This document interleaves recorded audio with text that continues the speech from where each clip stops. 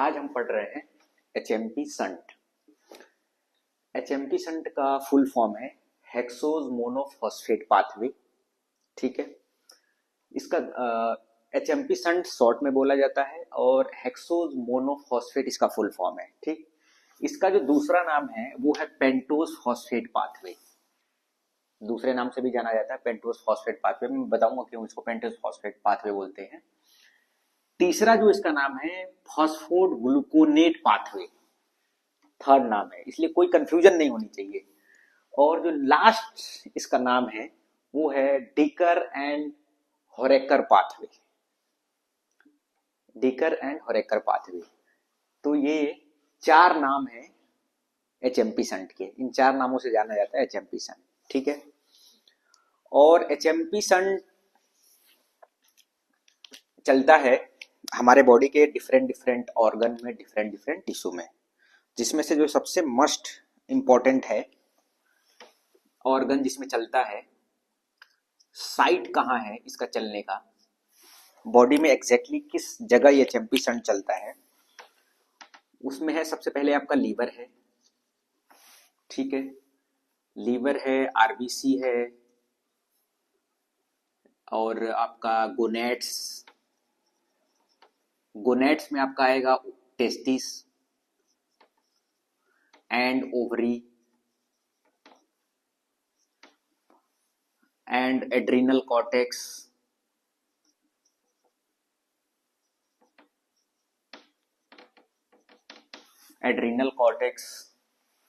And macrophages.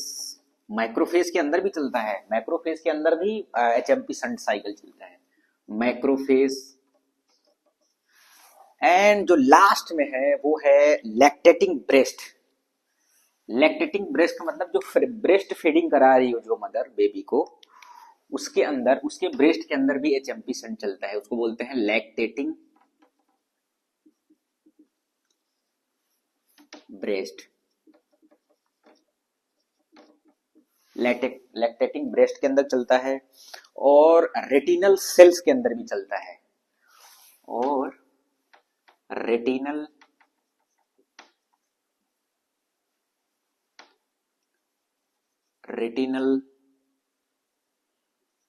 Sales, जिसके retinal sales के अंदर एचएमपी संट चलने का वजह है कि जो रेटिना होता है ना, इसकी ट्रांसपेरेंसी को मेंटेन करके रखता है एचएमपी संट, इसलिए मस्ट इंपॉर्टेंट है। ये वो मस्ट इंपॉर्टेंट ऑर्गन्स हैं और सेल हैं जिनके अंदर एचएमपी संट चलता है।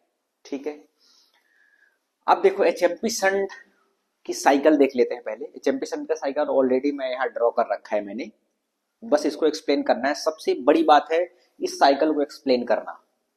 ठीक है, इसलिए इंपॉर्टेंट है। अदर साइकिल से, अदर कार्बोहाइड्रेट मेटाबॉलिज्म में भी और अदर साइकिल है, ग्लाइको, जैसे कि ग्लाइकोलाइसिस, ग्लाइकोन्यूजेनेसिस, और क्रेब्स साइकिल, जिसको टीसीए साइकिल भी बोलते हैं, ग्लाइकोजेनोलाइसिस है। वो सब तो आसान है समझना, लेकिन ये थोड़ा सा डिफिकल्ट है। थोड़ा सा डिफिकल्ट नहीं है, एक बार समझ जाओगे तो ये डिफिकल्ट नहीं होगा। अब देखो ये शुरू कहां से होता है, अब शुरू करते हैं इस साइकिल को। इसमें देखो क्या है कि ग्लूकोज 6 फॉस्फेट से ये शुरू होता है। ठीक है, अब ये ग्लूकोज 6 फॉस्फेट कहां से आया, तो जब ग्लाइकोलिसिस, तुम जानते हो जब ग्लाइकोलिसिस ब्रेकडाउन होता है, जब जैसे ग्लूकोज जब कन्वर्ट होगा with the help of enzyme hexokinase, hexokinase enzyme के थ्रू जब ब्रेकडाउन होता है तो ये बनता है ग्लूकोज 6 फॉस्फेट में। ग्लूकोज 6 फॉस्फेट के अंदर ये कन्वर्ट होता है, और यही ग्लूकोज 6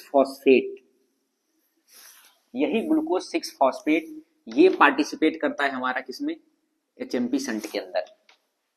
ठीक है, ऐसा नहीं है ग्लूकोज 6 फॉस्फेट कहीं अदर से आता है, नहीं, ऐसा नहीं है बिल्कुल। जब ग्लाइकोलिसिस साइकिल चलती है, जब ग्लाइकोलिसिस साइकिल में जब ग्लूकोज का ऑक्सीडेशन होता है ग्लूकोज 6 फॉस्फेट के अंदर, ठीक है, तब वही ग्लूकोज 6 फॉस्फेट ये पार्टिसिपेट करता है एचएमपी संट के अंदर। ठीक है, ऐसे ग्लूकोज का ऑक्सीडेशन के लिए डिफरेंट डिफरेंट साइकिल हैं, जैसे ग्लाइकोलिसिस भी है और क्रेब्स साइकिल भी है। लेकिन उसके बाद एचएमपी संट की जरूरत क्यों चली, नेचर को क्या जरूरत थी कि ग्लाइकोलिसिस साइकिल से एनर्जी तो मिल रही है, क्रेब्स साइकिल से भी एनर्जी मिल रही है, लेकिन नेचर को क्या जरूरत थी कि इस ग्लाइकोलिसिस साइकिल के बीच वाले प्रोडक्ट को लेके एक नया एचएमपी शंट साइकिल चलाने की। ठीक है, तो उसका रीजन देखो मैं आज एक्सप्लेन करूंगा, शायद आज तुम्हारा डाउट क्लियर हो जाए इसके अंदर, और मैं इसका इंपॉर्टेंस भी बताऊंगा एग्जैक्टली एचएमपी शंट चलता है किस किस ऑर्गन में, तो क्या क्या उसका काम होता है। ठीक है ना। तो देखो ये ग्लूकोज सिक्स फॉस्फेट मॉलिक्यूल है, ये टोटल 6 मॉलिक्यूल्स, ये याद रखना, ये सबसे मोस्ट इंपॉर्टेंट चीज है कि टोटल 6 मॉलिक्यूल, टोटल 6 मॉलिक्यूल इस ग्लूकोज एचएमपी शंट के अंदर पार्टिसिपेट करते हैं। यानी कि यहां से 6 मॉलिक्यूल इसके अंदर पार्टिसिपेट करेगा। एक ग्लूकोज मॉलिक्यूल से या ग्लूकोज 6 फॉस्फेट के एक मॉलिक्यूल से एचएमपी शंट बिल्कुल नहीं चलेगा। ठीक, एचएमपी शंट को चलाने के लिए 6 मॉलिक्यूल की जरूरत पड़ती है। ठीक है ना, ये चीज हमेशा याद रखना। तो 6 ग्लूकोज मॉलिक्यूल्स मिलके, मैं यहाँ पे 6 नंबर लिख देता हूं, 6 ग्लूकोज मॉलिक्यूल मिलके एक एचएमपी शंट को चलाते हैं। तो अब देखो ये 6 ग्लूकोज मॉलिक्यूल कैसे चलाते हैं। सबसे पहले वो 6 ग्लूकोज मॉलिक्यूल्स पे हमारा एक्ट करेगा एक एंजाइम, जिसको बोलते हैं ग्लूकोज फॉस्फेट डिहाइड्रोजिनेज।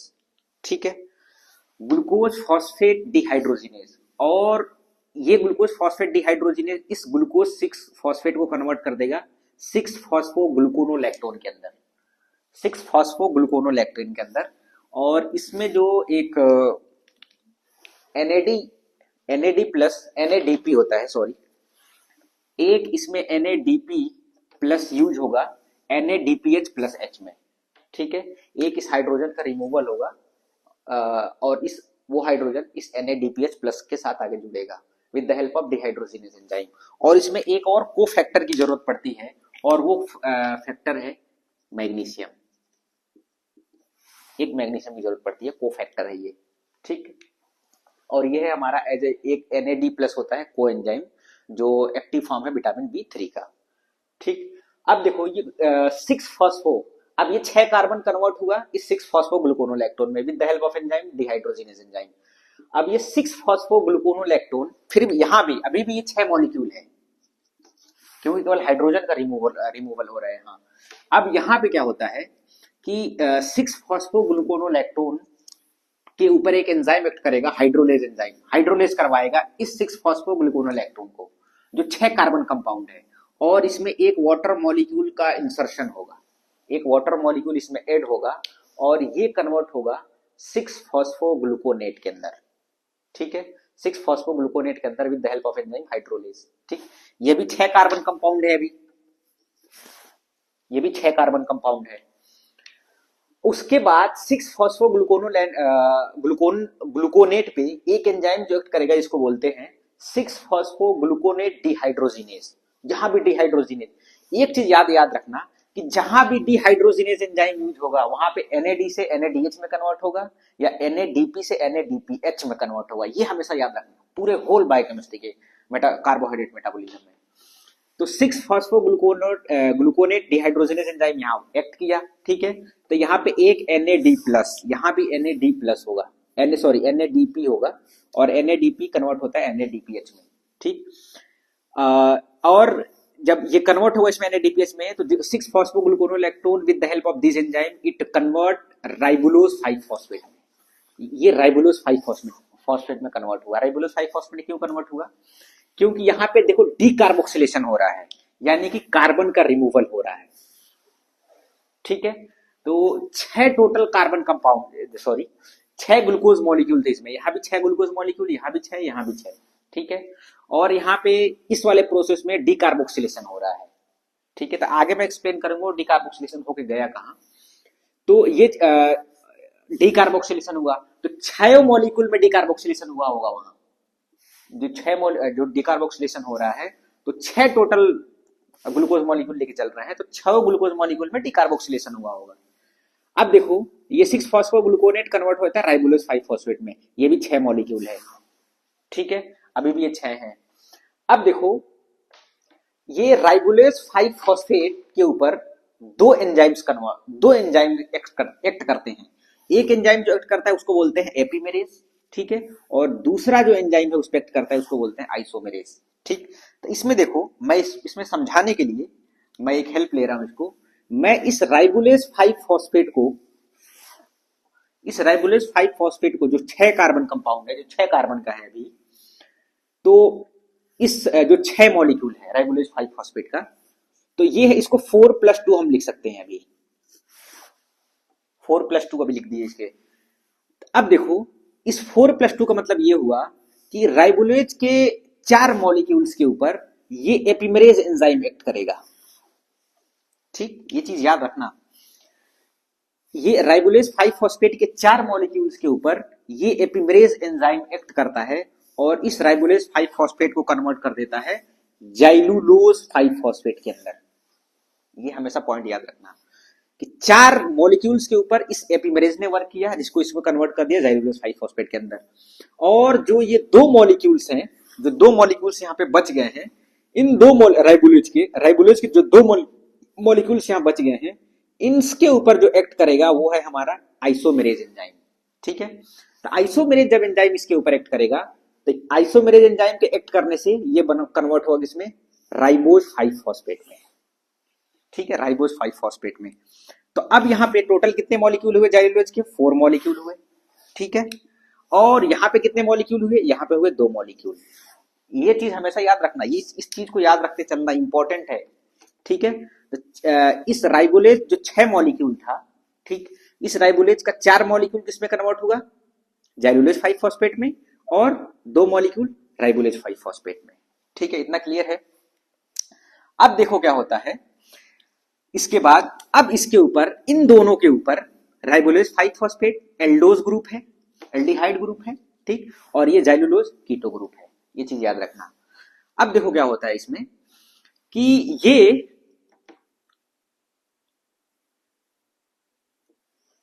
क्या करेगा, देखो इसके ऊपर जो एंजाइम एक्ट करेगा उसको बोलते हैं ट्रांसकीटोलेज एंजाइम, ट्रांसकीटोलेज। और ये ट्रांसकीटोलेज के साथ एक को एंजाइम आके हेल्प करता है जिसको बोलते हैं टीपीपी।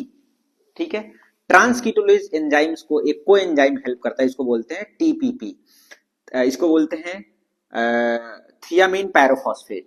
ये जो थियामिन पैरोफॉस्फेट है वो है विटामिन B1 का एक्टिव फॉर्म, विटामिन B1 का एक्टिव फॉर्म है थियामिन पैरोफॉस्फेट। ठीक है, अब ये क्या, आप देखो ये ट्रांसकीटोलेज क्या करवाएगा, ये ट्रांसकीटोलेज इस कीटो ग्रुप से, इस कीटो ग्रुप से दो कार्बन को रिमूव करवाएगा। ठीक है, यानी कि ये जाइलुलेज 5 फॉस्फेट है, ठीक है, 5 कार्बन कंपाउंड है, तो ये 2 कार्बन को रिमूव करवाएगा। ठीक है, तो जब दो मॉलिक्यूल्स को, ठीक, जब 2 मॉलिक्यूल्स को रिमूव करवाएगा तो इसमें ऑलरेडी 5 मॉलिक्यूल है, राइबोज 5 फॉस्फेट, पेंटोज शुगर है। ठीक, तो इसमें से जब 2 मॉलिक्यूल यहां से रिमूव करवाएगा ट्रांसकीटोलेज, ट्रांसकीटोलेज का काम है दो मॉलिक्यूल्स को रिमूव कराना, 2 कार्बन कंपाउंड्स को रिमूव कराना।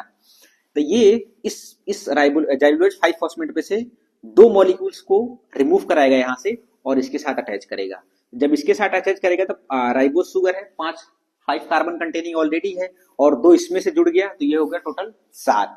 तो ये जो ट्रांसकीटोलेज इससे 2 कार्बन रिमूव करवाएगा और इसके साथ ऐड करवाएगा, तो ये टोटल 7 कार्बन कंपाउंड बन गए। तो इससे जो प्रोडक्ट बनेगा उसको बोलते हैं सूडोहेप्टुलोज 5 फॉस्फेट। ये सूडोहेप्टुलोज 5 फॉस्फेट, ये 7 कार्बन कंपाउंड, 7 कार्बन से बना हुआ है ये। ठीक है, कोई डाउट नहीं। अब देखो, अब देखो क्या होगा। अब यहां पे कितने बचे, यहां पे कितने बचे, 3। ठीक है, 3 कार्बन कंपाउंड। तो अब इस 3 को, ये 3 किस में कन्वर्ट होंगे, ग्लिसरल्डिहाइड 3 फॉस्फेट में। तो अब जो 3 बचे हुए हैं वो ग्लिसरल्डिहाइड 3 फॉस्फेट में कन्वर्ट हो गए। अब ये हमारा ग्लिसरल्डिहाइड 3 फॉस्फेट। तो इसमें से देखो 2 ही कार्बन कंपाउंड यूज हुए हैं। ठीक है, 2 ही कार्बन कंपाउंड यूज हुए हैं। इसको अगर मैं 2+2 लिख दूं, ठीक है, 2+2 लिख दूं तो 2 ही कार्बन कंपाउंड, एक कार्बन कंपाउंड इसमें यूज हो, 2 कार्बन कंपाउंड सॉरी यूज हो गए हैं और 2 कार्बन कंपाउंड इसमें से बचे हुए हैं। यानी कि टोटल 4 था ये। ठीक है, तो 4 जिसमें से ये यूज हो गए और इसमें से एक बच गया अभी, यानी कि 2 जाइलुलोज शुगर अभी बचे हुए हैं इसमें से। अब देखो, अब यहां पे आते हैं। ठीक है, एक तो ग्लिसरल्डिहाइड 3 फॉस्फेट निकल गया और दूसरा हमारा सूडोहेप्टुलेज 5 फॉस्फेट निकल गया। अब देखो यहां पे एंजाइम एक्ट करेगा इन दोनों पे, ट्रांस एल्डोलेज एंजाइम एक्ट करेगा। अब ये ट्रांस एल्डोलेज क्या करता है, ये 3 कार्बन कंपाउंड्स को रिमूव कराएगा। ठीक है, किससे? इस कीटो ग्रुप से। ट्रांस एल्डोलेज इस 3 कार्बन कंपाउंड को रिमूव कराएगा इस कीटो ग्रुप से। ठीक है, और उस 3 कार्बन कंपाउंड को इसके साथ ऐड करवाएगा। ठीक, तो जब इस 3 कार्बन कंपाउंड्स को यहां से रिमूव कराया ट्रांस एल्डोलेज ने, ठीक है, यहां से 3 निकले, तो 3 जब यहां ऑलरेडी 3 है, ठीक, 3 ये और 3 ये 6 कार्बन कंपाउंड हो गए, तो वो कन्वर्ट हो जाता है हमारा फ्रक्टोज 6 फॉस्फेट के अंदर। ये चीज याद रखना, वो कन्वर्ट क्या हुआ, फ्रक्टोज 6 फॉस्फेट के अंदर। ये 2 मॉलिक्यूल है तो ये भी 2 ही मॉलिक्यूल होगा। ठीक है, और यहां से भी जो निकलेगा वो भी 2 ही मॉलिक्यूल होगा, तो यहां भी कितने होंगे टोटल, 2 फ्रक्टोज 6 फॉस्फेट ग्रुप बनेंगे। ये चीज हमेशा याद रखना, 2 ही के चल रहा है अभी। और यहां पे कितने बचे, जब 7 कार्बन कंपाउंड था, ये 7 कार्बन था इसमें, तो 7 कार्बन से यहां पे 3 रिमूव हो गए, तो यहां बचे केवल 4। अब वो 4 क्या है, 4 को कौन सा शुगर बोलते हैं, इरिथ्रोज 4 फॉस्फेट। ठीक है, 7 कार्बन में से 3 निकल गया, 3 इसको मिल गया, तो ये टोटल 6 कार्बन कंपाउंड हो गया, यानी कि फ्रक्टोज 6 फॉस्फेट में कन्वर्ट हो गया। अब यहां बचे 4 को क्या बोलते हैं अपन, इरिथ्रोज 4 फॉस्फेट। ठीक है, अब देखो ये इरिथ्रोज 4 फॉस्फेट, यहां पे फोकस करना, ये इरिथ्रोज 4 फॉस्फेट क्या करेगा, ये इरिथ्रोज 4 फॉस्फेट यहां से उठ के आएगा ऊपर, और यहां पे जो 2 कार्बन कंपाउंड बचे हुए थे, यानी कि जाइलिलोज, ये 2 तो यूज हो गए हैं, लेकिन ये 2 बचे हुए हैं, ये वाले 2 बचे हुए हैं। ये इरिथ्रोज इस 2 कार्बन, यानी कि ये भी इसके पास भी 2 है, क्योंकि यही प्रोसेस चलती हुई आ रही है। 2 यहां भी यूज हुआ है, 2 ये भी है, अब 2 यहां भी बचा हुआ है ना, यही सही है। तो अब देखो ये इरिथ्रोज इस 2 बचे हुए जाइलुलोज के साथ एक्ट करेगा। ठीक, एक्ट करेगा, तो एक्ट करने के बाद ये 4 कार्बन कंपाउंड है, ये 5 कार्बन कंपाउंड, टोटल कितने हुए, 9 हुए। ठीक, उस 9 में से एक कन्वर्ट होगा, वहां पे फिर ट्रांस एल्डोलेज एंजाइम वर्क करेगा, और वो कन्वर्ट होगा फ्रक्टोज 6 फॉस्फेट में, यानी कि 2 मॉलिक्यूल्स यहां हो गए, टोटल 9 हुए ना। देखो याद रखो, 4 ये है और 5 ये है, 5 कार्बन कंपाउंड ये है, तो 5 और ये 4 9। ठीक है, 9 कंपाउंड बने, 9, लेकिन कितने हैं, 2 मॉलिक्यूल हैं 9 कार्बन के, तो 9 में से उस उस 9 में से ट्रांस एल्डोलेज एंजाइम एक्ट करेगा और एक को कन्वर्ट कर देगा फ्रक्टोज 6 फॉस्फेट में, जो 6 कार्बन कंपाउंड होगा, लेकिन इसके पास भी 2 मॉलिक्यूल होंगे। ठीक है, और ये दूसरा जो कन्वर्ट होगा वो ग्लिसरल्डिहाइड 3 फॉस्फेट में, और ये भी ग्लिसरल्डिहाइड 3 फॉस्फेट भी 2 मॉलिक्यूल का होगा। ठीक है, तो जब 2 मॉलिक्यूल का ग्लिसरल्डिहाइड 3 फॉस्फेट है, तो एक ग्लिसरल्डिहाइड 3 फॉस्फेट और दूसरा ग्लिसरल, दोनों आपस में एक्ट करके ये रिवर्सिबल रिएक्शन है, ये रिवर्सिबल रिएक्शन, ये कन्वर्ट हो जाएंगे फ्रक्टोज 6 फॉस्फेट में। ठीक है, फ्रक्टोज 6 फॉस्फेट, तो यहां पे जो केवल मॉलिक्यूल फ्रक्टोज 6 फॉस्फेट का बना वो केवल एक मॉलिक्यूल बना, ये सबसे इंपॉर्टेंट चीज है। अब देखो कि अब ये भी फ्रक्टोज 6 फॉस्फेट चला जाएगा, ग्लाइकोलिसिस में पार्टिसिपेट कर जाएगा, ये भी फ्रक्टोज 6 फॉस्फेट ग्लाइकोलिसिस में पार्टिसिपेट कर जाएगा, और ये भी फ्रक्टोज 6 फॉस्फेट ग्लाइकोलिसिस में पार्टिसिपेट कर जाएगा। अब देखो हम साइकिल चलाए थे कहां, कितना मॉलिक्यूल लेके, 6 मॉलिक्यूल लेके, ग्लूकोज के 6 मॉलिक्यूल लेके हम साइकिल चलाए थे, और लास्ट में हमें बचा कितना, तो ये देखो एक तो 2 ये बचा, साइकिल यही हमारी आगे खत्म हो गई थी। ठीक, तो 2 साइकिल ये हो गया, 2 ग्लूकोज मॉलिक्यूल ये हो गए, और 2 ग्लूकोज मॉलिक्यूल ये हो गए, 4, और एक ये लास्ट में बचा 5। ठीक है, तो हम 6 ग्लूकोज मॉलिक्यूल लेके हम इस साइकिल को चलाए थे, जिसमें से 5 ग्लूकोज मॉलिक्यूल हम वापस उस ग्लाइकोलिसिस साइकिल को दे देते हैं। एक ही ग्लूकोज साइकिल यूज होता है, ये ग्लूकोज, वो भी कहां यूज हुआ, अब ये देखो, अब यहां फोकस करो, वो ये यहां यूज हुआ है। देखो यहां पे 6 मॉलिक्यूल लेके हम, देखो माना जाता है कि वो जो एक मॉलिक्यूल जो ऑक्सीडाइज्ड हो गया इस पूरे चैंपिसेंट में एक ही ग्लूकोज मॉलिक्यूल ऑक्सीडाइज्ड हुआ है, बाकी 5 ग्लूकोज मॉलिक्यूल वापस हम रिवर्स बैक दे दिए ग्लाइकोलिसिस साइकिल को। तो ये माना जाता है कि वो एक ग्लूकोज मॉलिक्यूल कहां यूटिलाइज हुआ, तो देखो यहाँ 6 ग्लूकोज मॉलिक्यूल लेके चले थे, यहाँ 6 ग्लूकोज मॉलिक्यूल इस एंजाइम्स के थ्रू कन्वर्ट हो गया है राइबोज 5 फॉस्फेट में। ठीक है, तो यहाँ उस 6 ग्लूकोज मॉलिक्यूल में से हर ग्लूकोज मॉलिक्यूल में से एक एक डीकार्बोक्सिलेशन रिएक्शन हुआ होगा, यानी कि एक एक कार्बन रिमूव हुए होंगे। तो टोटल कितने कार्बन यहां से रिमूव हुए होंगे? 6 कार्बन रिमूव हुए होंगे।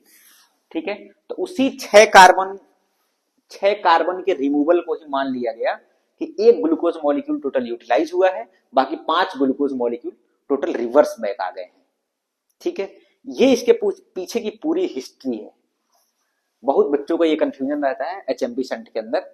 अगर इसमें भी कोई कंफ्यूजन हो तो बिल्कुल मुझे बता सकते हो। ठीक, तो ये हमारा टोटल ऑल अबाउट है ग्लूकोज ग्लाइकोलिसिस साइकिल में।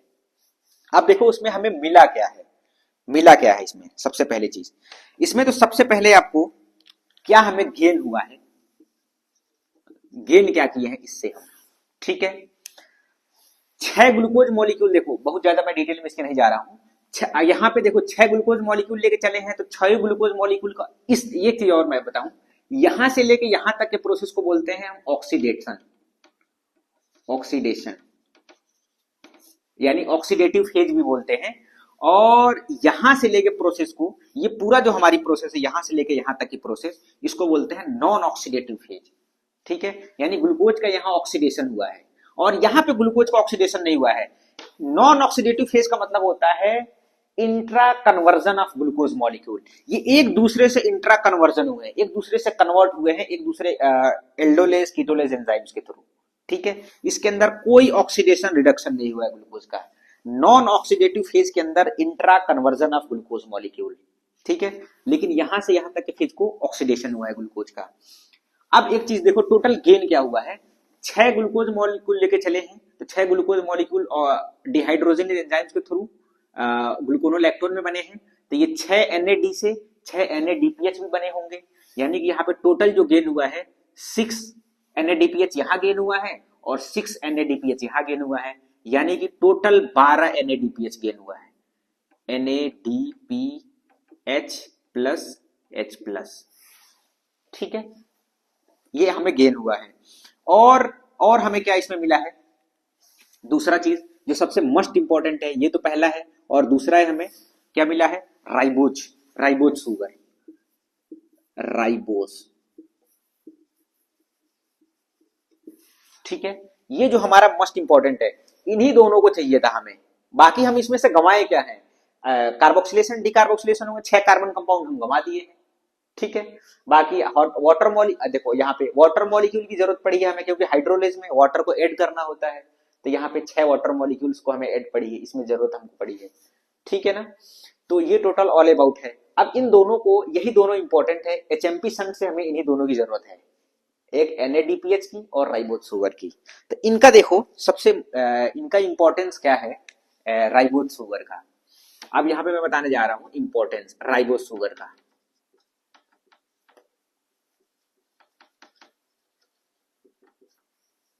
राइबोज शुगर का इंपॉर्टेंस क्या है, देखो पहला जो इसका इंपॉर्टेंस है वो synthesis of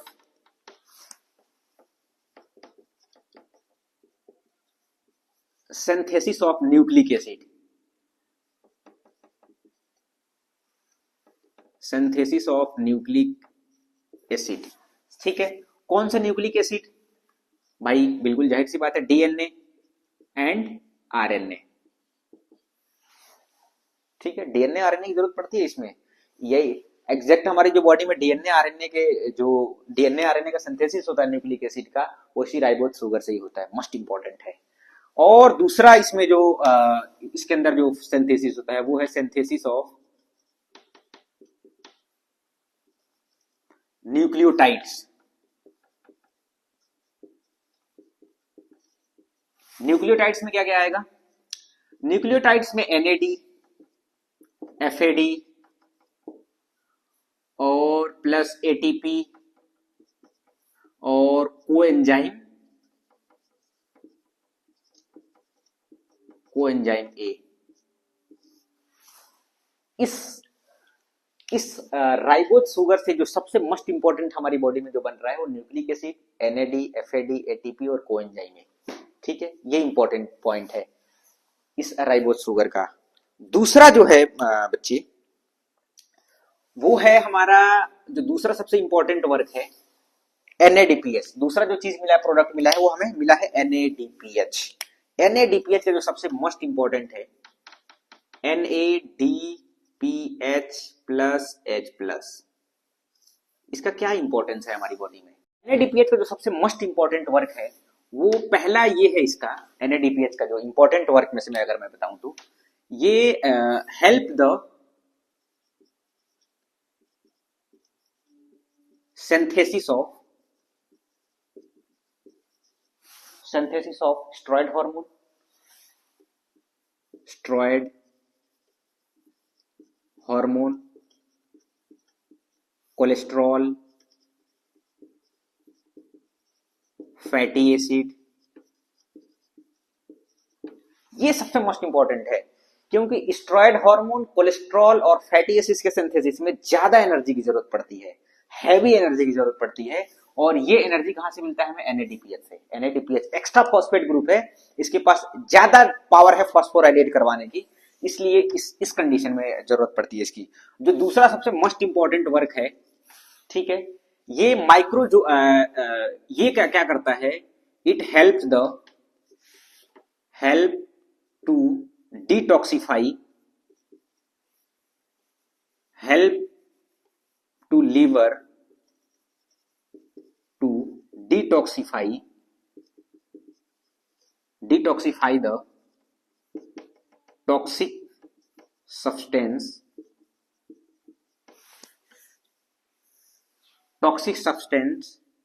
in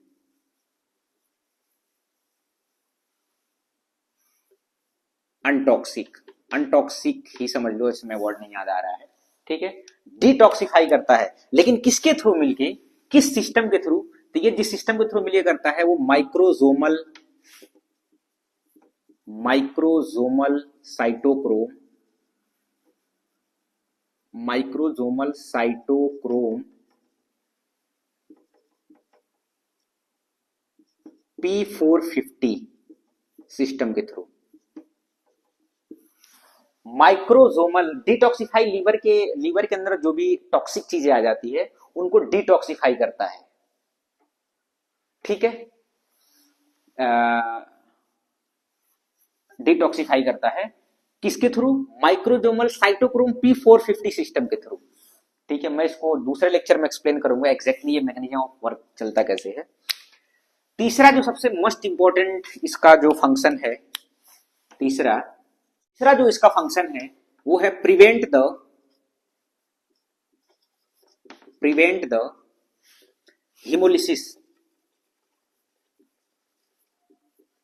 hemolysis of RBC, prevent the hemolysis of RBC by antioxidant,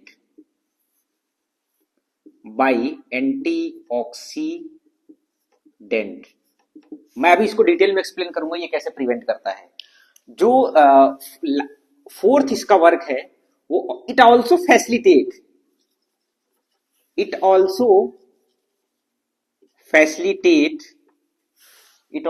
facilitate the formation of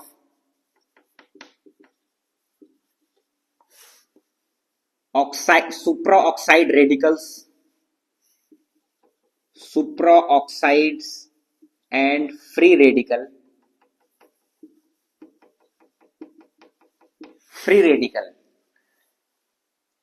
to kill the pathogen,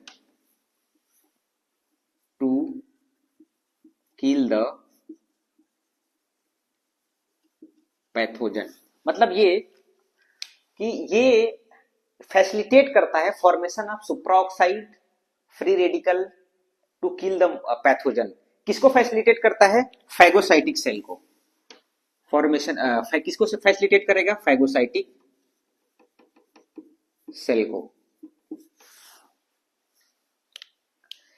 जो मोस्ट इंपॉर्टेंट 5 नंबर का NADPH का वर्क बता रहा हूं, ये 5 नंबर का वर्क है। It also help the synthesis,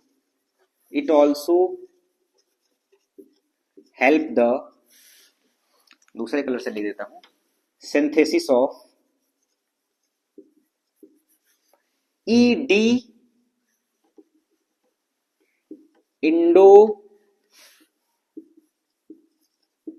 failure derived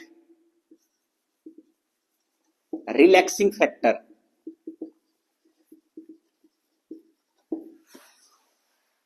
short में इसको बोला जाता है ईडीआरएफ।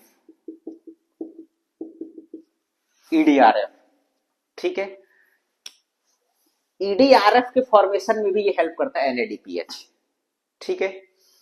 अब ये तो जानते हो डिटॉक्सिफाई, ये एक बड़ा लेक्चर है। मैं ये बताने जा रहा हूं prevent the haemolysis of RBC by antioxidant, ठीक। ये कैसे ये कैसे, क्या मैकेनिज्म ऑफ एक्शन है इसके पीछे, इस आरबीसी के पीछे, इस आरबीसी को प्रिवेंट करता है हिमोलाइसिस से एचएमपी शंट, कैसे, क्या रीजन है इसके पीछे, तो मैं इस थर्ड नंबर को मैं डिटेल में बताने जा रहा हूं, ठीक है। देखो होता क्या है इसके अंदर, इसके अंदर ये होता है कि थर्ड नंबर को मैं डिटेल में बताने जा रहा हूं कि ये है हीमोग्लोबिन, हीमोग्लोबिन। और हीमोग्लोबिन के पास बच्चे क्या है, देखो हीमोग्लोबिन के पास जो आयरन होता है वो फेरस आयन होता है, ठीक है। ये फेरस आयन क्या करता है, ऑक्सीजन के साथ बाइंड कर लेगा, ऑक्सीजन के साथ बाइंड कर लेता है, और बाइंड करने के बाद ये कन्वर्ट हो जाता है, ऑक्सीजन के साथ बाइंड करने के बाद ये कन्वर्ट हो जाता है मेथ हीमोग्लोबिन के अंदर। देखो सबसे ब्यूटीनेस देखो क्या होता है, ब्यूटीनेस तो नहीं है ये, मेथमोग्लोबिन के अंदर। ये मेथमोग्लोबिन जानते हो नॉन फंक्शनल है, ये तो फंक्शनल है, ये फेरस आयन इसके पास है, इस होमोग्लोबिन के पास फेरस आयन है तो ये फंक्शनल है, लेकिन ये नॉन फंक्शनल है। क्यों, क्यों नॉन फंक्शनल है, क्योंकि इसके पास क्या है, फेरिक आयन, फेरिक आयन इसके पास है। तो ये देखो होता क्या है, ये इसके साथ रिएक्ट करके ये कन्वर्ट हो जाता है मेथ हीमोग्लोबिन के अंदर। देन जब ये इसके साथ रिएक्ट करता है तो ये कन्वर्ट हो जाता है किसके अंदर, सुप्रा ऑक्साइड्स के अंदर, सुप्रा ऑक्साइड। अगर इसको मैं फॉर्मूले के तौर पे लिखूं तो O2 माइनस सुप्रा ऑक्साइड।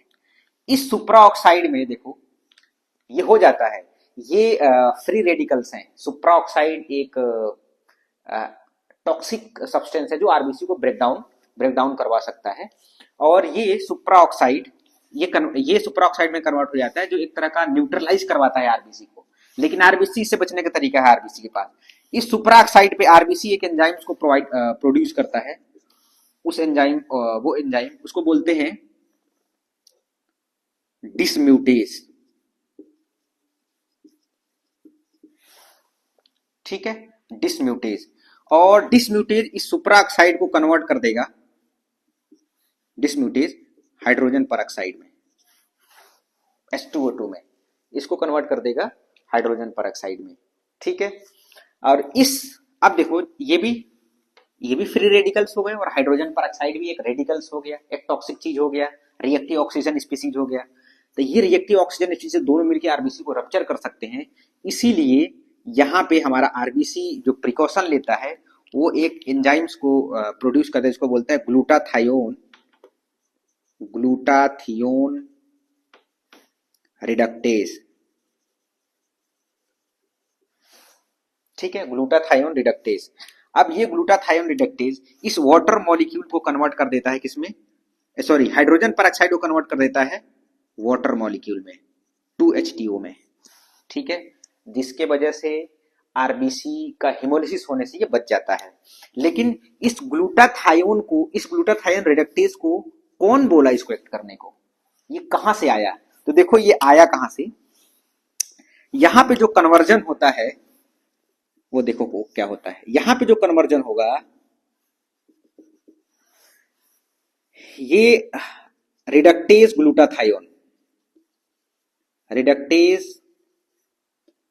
ग्लूटाथियोन किस में कन्वर्ट होगा, ऑक्सीडाइज्ड ग्लूटाथियोन में, ऑक्सीडाइज्ड ग्लूटाथियोन, ठीक है। रिडक्टेज ग्लूटाथियोन कन्वर्ट हुआ ऑक्सीडाइज्ड ग्लूटाथियोन में। लेकिन इसके बीच में, इन दोनों के बीच में जो एंजाइम लगा उस एंजाइम्स को बोलते हैं हम रिडक्टेज। ठीक है, रिडक्टेज एंजाइम्स के थ्रू ये रिड्यूस्ड ग्लूटाथायोन ऑक्सीडाइज्ड फॉर्म में कन्वर्ट होगा, जिसकी वजह से ये एंजाइम इस हाइड्रोजन परऑक्साइड को कन्वर्ट कर दिया 2H2O मॉलिक्यूल में। अब देखो इस रिड्यूस्ड ग्लूटाथायोन को, इस रिड्यूस्ड फॉर्म ग्लूटाथायोन को ऑक्सीडाइज्ड फॉर्म में कौन कन्वर्ट किया है? तो यहां पे एक यहां पे एनर्जी लगता है। ठीक है, वो एनर्जी है, कहां से आया है? वही एनर्जी है NADPH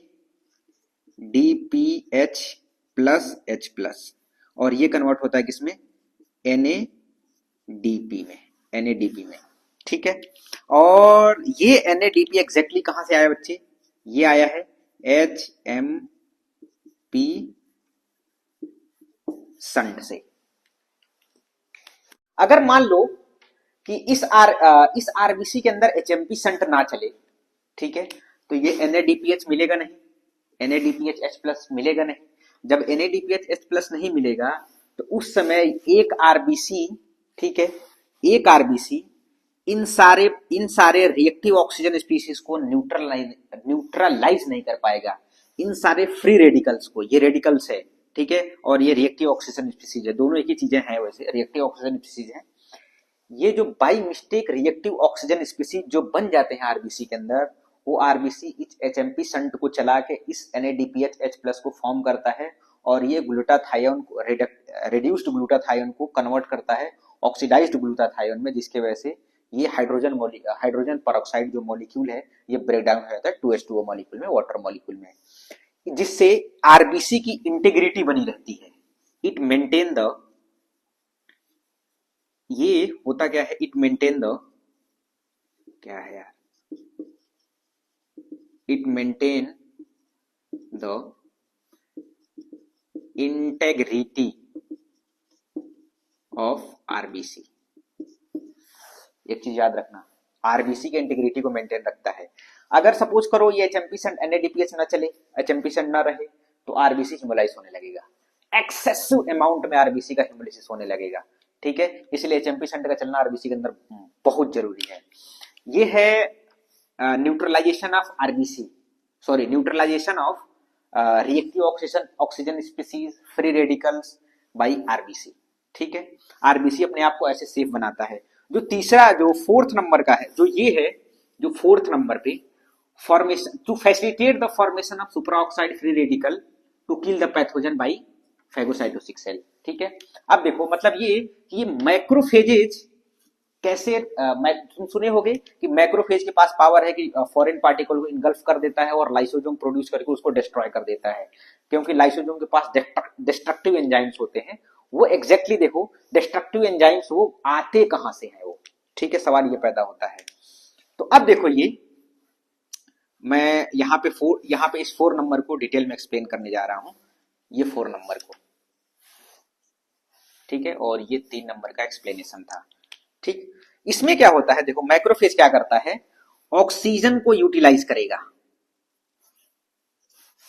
ठीक है, ऑक्सीजन को, और ऑक्सीजन को यूटिलाइज करने के बाद ये कन्वर्ट करेगा, मैं यहां से लिखना शुरू करता हूं इसको, ऑक्सीजन को यूटिलाइज करेगा और ऑक्सीजन के साथ ये एक एंजाइम्स के साथ मिलेगा, ठीक है, उस एंजाइम्स को बोलते हैं ऑक्सीडेज। ठीक है, ऑक्सीडेज एंजाइम के साथ रिएक्ट करके ये किस में कन्वर्ट हो जाएगा? सुपरऑक्साइड में।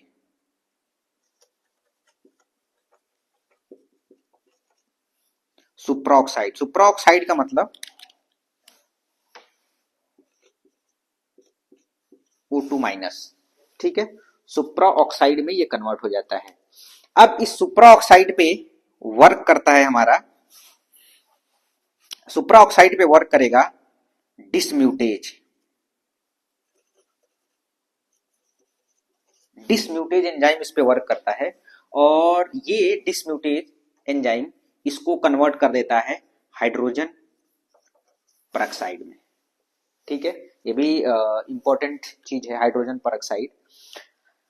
इस हाइड्रोजन परऑक्साइड के ऊपर देखो 2 चीज होता है, एक तो ये हाइड्रोजन परऑक्साइड क्या होता है, फेरस आयन Fe2+ के साथ, ठीक है। फेरस आयन के साथ ये मिलके, ठीक है, ये कन्वर्ट हो जाता है हाइड्रोक्सिल रेडिकल्स में। किसमें कन्वर्ट होगा? हाइड्रोक्सिल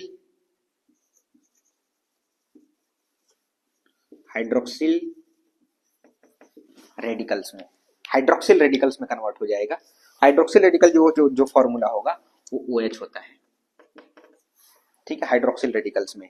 और ये दूसरा जो हाइड्रोजन परऑक्साइड है, माइलो परऑक्साइड के साथ मिलके हाइपोक्लोरस एसिड में कन्वर्ट होता है।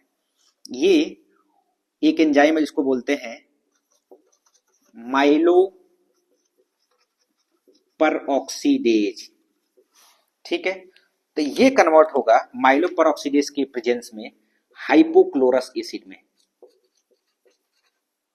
हाइपोक्लोरस एसिड के अंदर कन्वर्ट होता है, ठीक है। हाइपोक्लोरस का फॉर्मूला जो होगा वो HOCl, ठीक, हाइपोक्लोरस एसिड के अंदर कन्वर्ट होगा।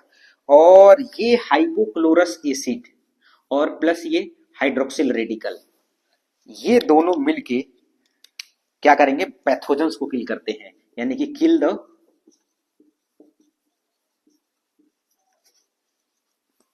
पैथोजन, ठीक। एग्जैक्टली मैक्रोफेज ऐसे करता है। लेकिन देखो इसके अंदर NADPH का यूज कहां होगा? बिल्कुल बिल्कुल हुआ। इसके अंदर NADPH का यूज देखो यहां हुआ। यहां पे एक NADPH प्लस H+ ने कन्वर्ट हुआ किसमें? NADP में, NADP के अंदर, ठीक है।